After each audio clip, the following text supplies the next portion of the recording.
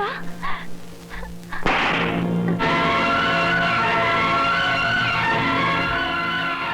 बेशरम, बेहया, तेरे इस गंदे रूप को देखकर आज मुझे अपने आप से नफरत होती है कि मैं ऐसी नीच लड़की का भाई हूं। अगर तुझे होटलों में नाचने का इतना शौक था तो डूब के मरने की झूठी खबर क्यों फैलाई थी? उस दिन तेरे मरने की खबर सुनकर जितना दुख हुआ था ना, आज तुझे जिंदा देखकर उससे भी ज्यादा दुख हो रहा है। अरे ऐसे दिन दिखाने के बजाय काश तू सचमुच डूबकर मर गई होती। भैया, आप मुझे गलत समझ रहे हैं। मैं सचमुच नदी में डूबकर मर जाना चाहती थी, मगर तुम्हें तो याद है भैया, तुम इम्तिहान देने शहर चले गए और उसी दिन मामी भी प्रेमा को लेकर मायके चली गई थी और उसके तीसरे रोज ही मामा ने किसी से बिना बताए एक बूढ़े से 20,000 रुपए लेके मेरी शादी तय कर दी। इस बात का पता चलते ही मैं वहां से भाग गई और आत्महत्या करने के लिए मैंने नदी में छलांग लगा दी। उस वक्त एक नेक इंसान वहां से गुजर रहा था, उसने मुझे डूबने से बचा लिया।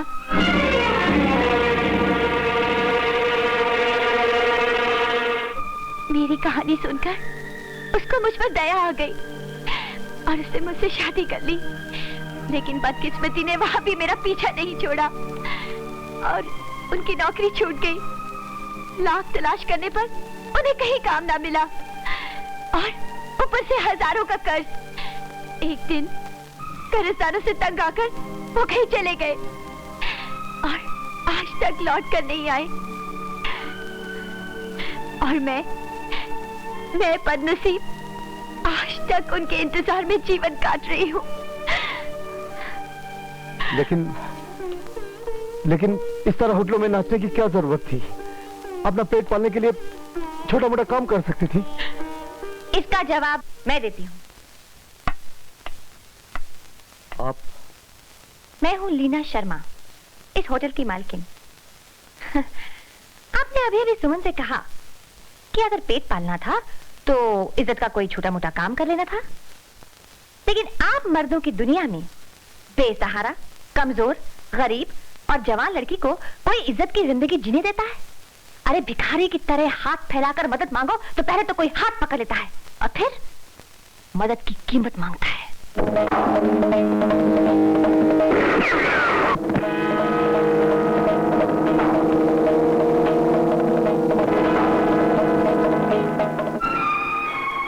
जब भी मुझे सुमन जैसी बेसहारा और शरीफ बच्ची मिल जाती है तो मैं उसे इन आबरू नोचने वाले गिद्धों से बचाकर यहाँ ले आती हूँ। उसे कला सिखाती हूँ, डांस करवाती हूँ, बेहयाई का धंधा नहीं करवाती।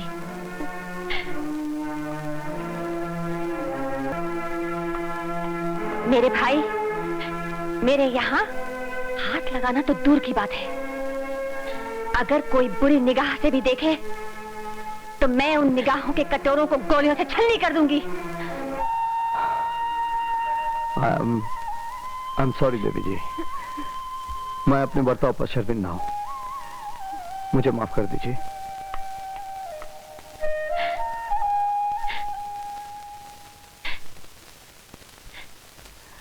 मुझे माफ कर दो सुमन। भैया,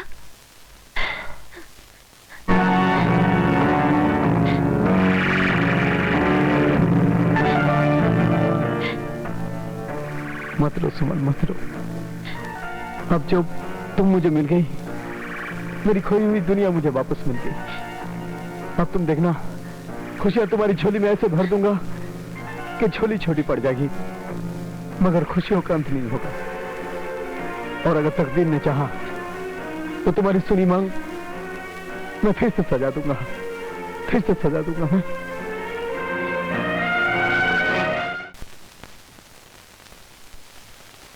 ये मेरे पति है भैया। खैर, अब यहाँ से चलने की तैयारी करो। नहीं भैया, मैं इस घर को छोड़कर कहीं नहीं जाऊंगी।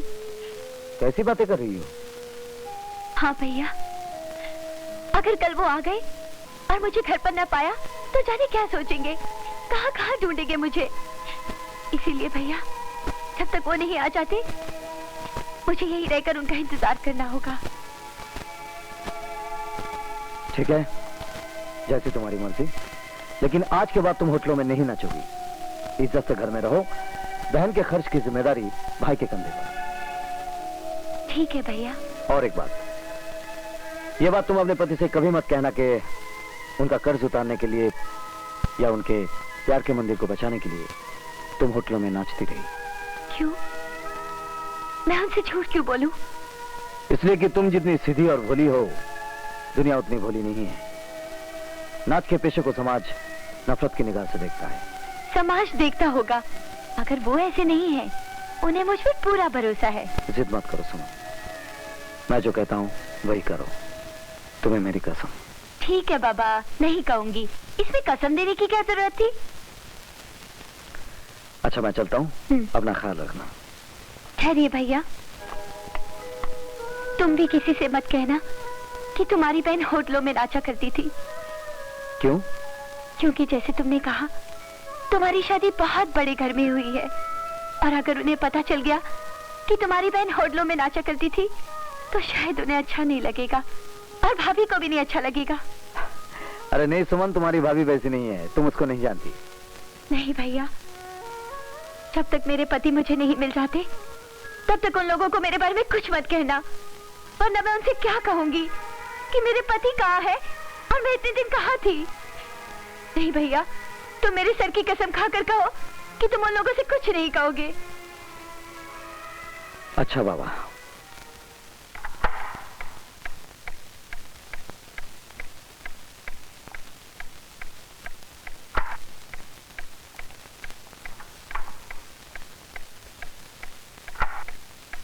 अब जब तुम मुझे मिल गई, मेरी खोई हुई दुनिया मुझे वापस मिल गई। अब तुम देखना, खुशियां तुम्हारी झोली में ऐसे भर दूंगा कि झोली छोटी पड़ जाएगी, और अगर तकदीर ने चाहा तो तुम्हारी सुनी मांग मैं फिर से सजा दूंगा।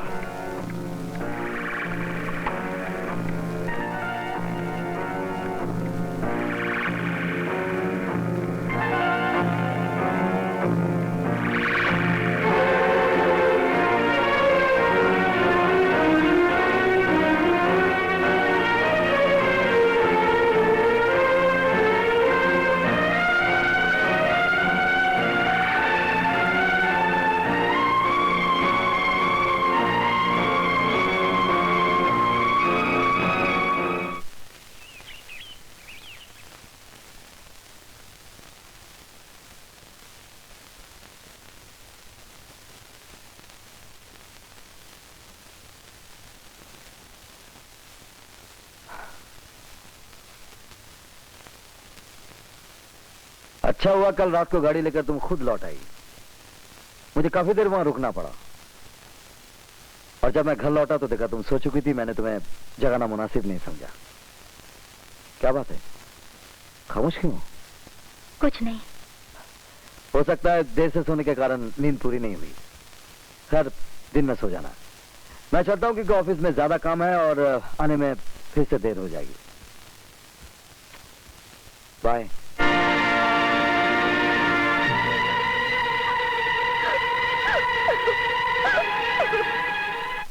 प्रणाम बाबूजी। अरे जीते रहो बेटे। मुझे कुछ पैसों की जरूरत थी अपने लिए। तो इसमें मुझे पूछने की क्या जरूरत है, तुम मालिक हो। कैसी बातें करते हैं आप। बैठो बैठो बैठो। अनिल बेटा, मुझे तुमसे कुछ बात करनी है। फरमाइए। अनिल बेटा, मेरी एक बहन है। आपकी बहन? हाँ, मेरी सगी बहन। सुरेखा नाम है उसका। लेकिन मेरी पत्नी की मेरी बहन से बनती नहीं है, इसलिए सालों से उसने इस घर में आना जाना बंद कर रखा है। आज जिंदगी में पहली बार उसने मुझसे कुछ मदद मांगी है। उसकी चिट्ठी आई है। कैसी मदद? उसके पति यानी मेरे बहनोई का एक फेफड़ा खराब हो चुका है। अर्जेंट ऑपरेशन की जरूरत है, लेकिन उनकी माली हालत ठीक नहीं है, और अपनी तबीयत को देखते हुए पैसे लेकर अस्पताल में जाने की मुझ में तो हिम्मत नहीं है बेटा। आप कहें तो मैं चला जाता हूँ। मैं यही तुमसे कह रहा हूँ कि तुम ऑफिस से 50,000 रुपए लेकर फौरन शहर चले जाओ। जी। ये उनका पता है इसमें? ठीक है। दूसरी बात, इन रुपए की कंपनी के अकाउंट में एंट्री नहीं करवाना। क्या है कि गोपाल दास जी ने खामखा निर्मला के कान भर दिए, तो समझ रहे हो ना? जी। और मोना से भी कुछ मत कहना, कहीं भोलेपन में उसने जिक्र किया तो। बाबूजी आप बेफिक्र रहिए, आप जैसा चाहेंगे वैसा ही होगा।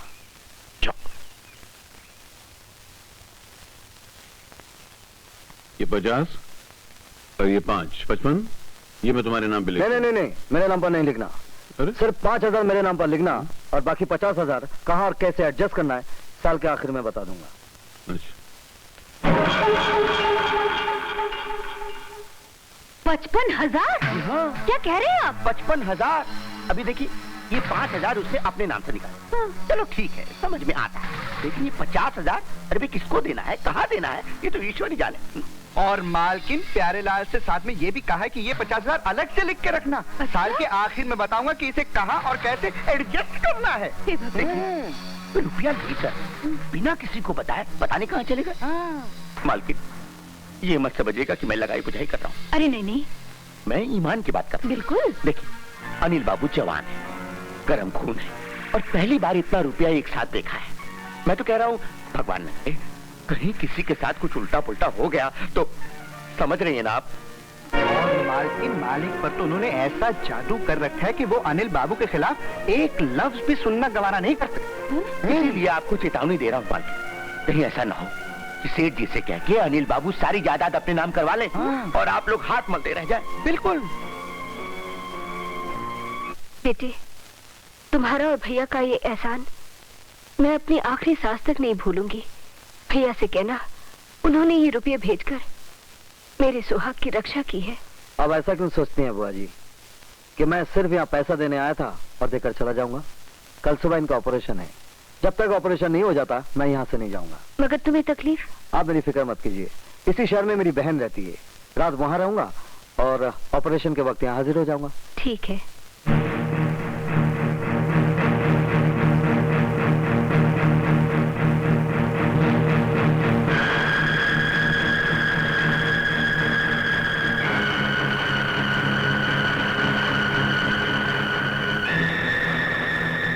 Hotel park view. देखिए, आपके होटल में वो जो डांसर लड़के हैं ना, क्या नाम है उसका? हाँ, सुमन। उसे जरा लाइन देंगे, मुझे उससे बात करनी है। ओह, अब सुनिए, उसका एड्रेस होगा ना आपके पास? मुझे उससे अर्जेंट काम था।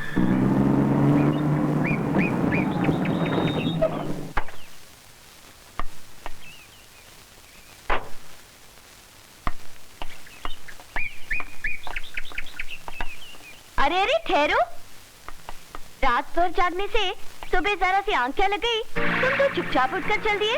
चलो पहले अंदर चल के नाश्ता करो। अरे मुझे जल्दी है, अभी नाश्ता करने का टाइम नहीं है। जरा सा नाश्ता करने में कुछ देर नहीं हो जाती। चलो ओहो। चलो ना।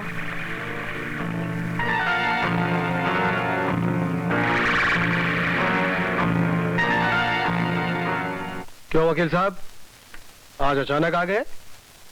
सब खैरियत तो है? जी हाँ। इन्हें मैंने बुलवाया है। तुमने? हाँ, वकील साहब से कहकर मैंने आपकी तरफ से एक वसीयतनामा बनवाया है। जी, जिसके तहत आपकी जमीन जायदाद हर चीज की इकलौती वारिस होगी मोना। लेकिन लेकिन क्या? आप क्या चाहते हैं? निर्मला, मैं बस इतना ही चाहता हूँ कि वसीयत मोना और अनिल दोनों के नाम करो। जो मैं कह रही हूँ वही होकर रहेगा। निर्मला, ये तो गोपाल दास जी, जरा मोना को तो बुलाइए। जी अच्छा।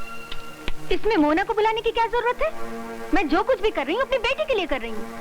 निर्मला, फिर भी मुझे मोना से एक दफा बात करने दो। ये जानना बहुत जरूरी है कि उसके दिल में क्या है, वो क्या चाहती है। डैडी, आपने मुझे बुलाया? मोना बेटी, मैं मेरी वसीयत तुम्हारे और अनिल के नाम करना चाहता हूँ, लेकिन तुम्हारी माँ चाहती है कि मैं ये वसीयत सिर्फ तुम्हारे नाम करूं। मैं ये जानना चाहूंगा कि तुम क्या चाहती हो।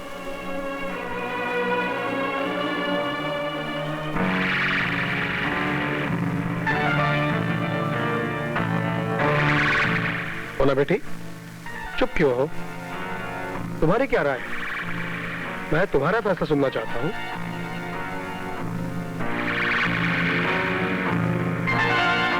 मम्मी ठीक कहती है। मोना, हाँ डैडी। मोना,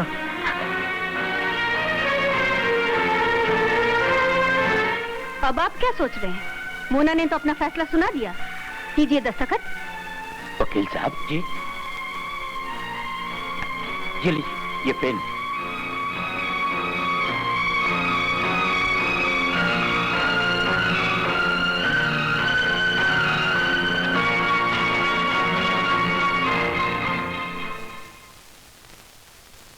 ठीक है ना मालकिन? जी। चलिए वकील साहब। नमस्ते। नमस्ते।